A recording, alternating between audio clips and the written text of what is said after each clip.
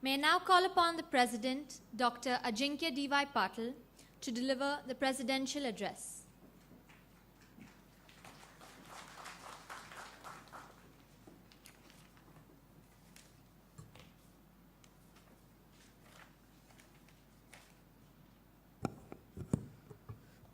I seek the blessings of Sri Satya Sai Baba before I address this audience. May his blessings, may all the spiritual blessings be bestowed on you at this wonderful, wonderful gathering on a very momentous and lovely occasion. That is the first graduation of our university. And I'm really delighted to see all these students in their blue outfits who will be celebrating with their degrees today. So congratulations, it's your day today. Welcome to you all. I extend a very warm welcome to Shri Prataprao Pawarji, Dr. David Pollard. As I welcome you all, I feel gratified and inspired to look upon the graduating class. During the years that you spent with us, you inspired us, you brought us energy, you brought us passion and ideas that enabled us to be better. And thanks to you all, we've risen to new heights. I congratulate you all. You've reached a well-deserved milestone that elevates you, to empower you, and to take you into the real world. Innovation, of course, is a wellspring of economic growth and hence an imperative for us as a nation. I think we all know today how India is digitizing. Prime Minister Modi is pushing the digitization race, and we should be well prepared for what your future faces. So I think as a university, truly, we have a challenge as to how we will encompass the future. So I think it's a constantly evolving situation, and we need to evolve according to the times. As you're all aware, I think the D.Y. Patil Group has a rich legacy of offering education for the past 30 years. But I think this university is fairly new. It's only a year old. The campus is only 5 years old. And it's an evolving campus. It's an emotional campus. But I would like to heartily place my appreciation towards you, because you are the ones who have made this university possible. The first parents, the first students, the first teachers, and the first people who come into this sector. And also the chief guest present here, Dr. David Pollard, Prataprao ji, because it's truly an inspiration, because these are the boys who will go out, these are the girls who will go out and create change and become ambassadors of change and truly take our university to the next level. I remember as a young boy, I used to work very closely with my father, and he was very passionate about education. So when he started his first institute in the year 1983, he was extremely concerned, because private education was something which the government did. Private education was something which farmers didn't do. I'm very proud to say that my father is a farmer, but a farmer started this educational institute and took it to new heights. And he was extremely concerned that whether I'll get teachers, whether I'll get students. And when the first engineering student came, it was almost like a celebration of sort. We wanted to garland him and we wanted to throw a party and have a good time. It was such a joyful occasion. And this was way back in 1983. So I think I express this emotion because I think that's the same emotion that I'm going through today, because this graduation is only about 30 or 40 students, but I think you are the most important students of this university. We will never forget that. So thank you for making this university what you are. I think we are all talking about demonetization today. The demonetization is going on. A lot of people have their views and opinions as to where this demonetization will take us. But I think truly the world is moving into a transparent age. The world is moving into a digital age. It has its problems, it has its flaws. But I think the new generation is really numbered and encompassed for this kind of understanding. So we as a nation, I think, should support what our Prime Minister is doing. We as a nation should support the movement against corruption. We as a nation should really support into taking India into the digital age. Because if you know, all our engineers, all our scientists, all our doctors fuel the economies of the world. So we should make an example out of India that yes, we can change for the better, and create a world which is equal for all, lovable for all, and show what we as human beings can do. India has a rich legacy of culture. India has some traditions which goes back to thousands of years. We talk about Nalanda, we talk about Takshashila, we talk about the educational centers that were created in India many, many years ago, even before the Western civilization could do any of this. Perhaps it was only the Chinese and Indian cultures that had the educational systems in place, where scholars from all around the world came to India to study.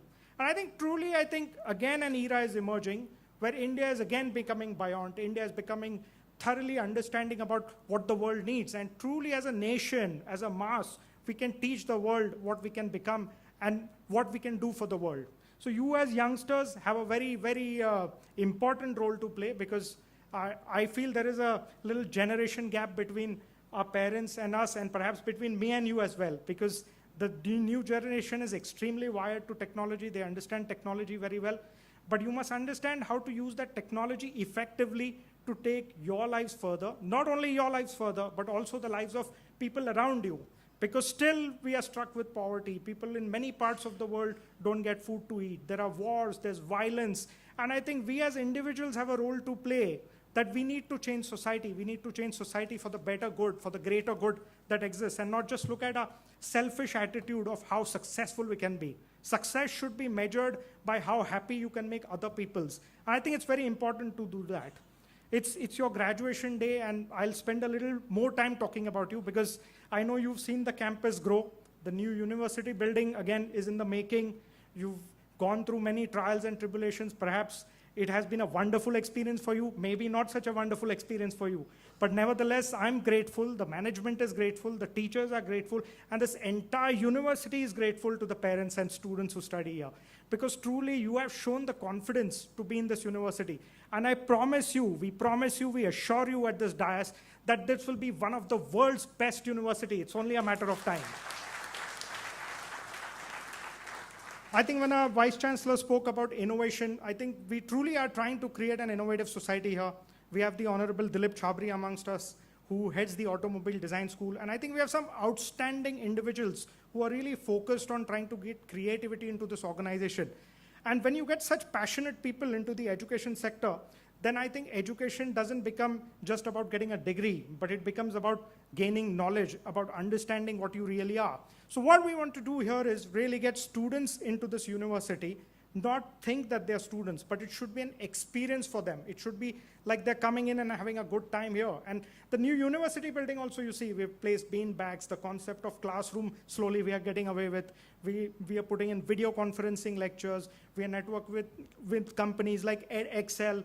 So a lot of innovative things happening at the university. And I truly feel that if we have to be prepared for the future, because I think technology, the way it's a disruptor, I think soon a time will come, education will also be disrupted, because it's a matter of time as to what systems, and perhaps artificial intelligence will replace all this brick and mortar that is around. So how the experience will for the future students will be very, very unique and different. So I think we as a university really have to think out of the box and do something unique and different. I think I always speak a little bit about spirituality, because no organization can be driven unless there is some moral value within that organization. And I think that value is inculcated in the DNA of every DY Patil team member, whether he works in Navi Mumbai, Pune, or Kolhapur. But I think every member is extremely committed to making this university work. And I think it's very important to think of as one mass, because when you think as a united front, then truly we feel things can happen. I'm sure there are a lot of people who think in a different and a contrary manner. But I think positive criticism should be accepted. At the same time, we should look for solutions. We should look for solutions that can enhance the quality of each and every individual's life. So I think that's the way this team works. And I'm really happy, like today, Professor Bhandarkar is the registrar of this university. But I'm also grateful to him because he was the first registrar of the DY Patil University under the leadership of my father. So Dr. Bhandarkar, thank you for staying with me and giving us this support. So once again, ladies and gentlemen, I welcome you to the campus. I truly feel this is a historical and momentous occasion for this university. It is a university in the making. So we need your support because you're going to go out into the real world. You're going to make a difference. We want you to be the ambassadors of this university. And truly, like I said, we are working on making this university a world-class center. We already have great tie-ups with the industry. We have tied up with some of the top software companies in the world. And after a certain point, I feel the experience will not only be for you to come to the university, but perhaps you may spend 6 months to a year in the industry. Because the university management thinks that way. The Board of Governors gives us very good advice. We have some very outstanding members in the Board of Governors who come from a different spectrum of different subjects. And they give us such creative ideas because We feel once you go in the industry, it should not be the domain of the industry to train you and make you ready for that particular sector. But you should be the creators of change in that industry. So when you go out there, add value to that company, set up your own company, employ thousands of people, be a Bill Gates, be a Forbes, go into the Fortune 500 and make yourself proud. Really do something that creates meaningful change for society. I'm a follower of Sri Satya Sai Baba. I always quote him whenever I speak to students or staff or anywhere. And I will quote this just before I end my audience with you. I would like to say, he says, and I quote, "There is only one language, that is the language of the heart. There is only one caste, the caste of humanity. And there is only one religion, the religion of love." Ladies and gentlemen, brothers and sisters, thank you very much all for coming here on this wonderful, wonderful occasion. God bless you, all the best, and go conquer the world.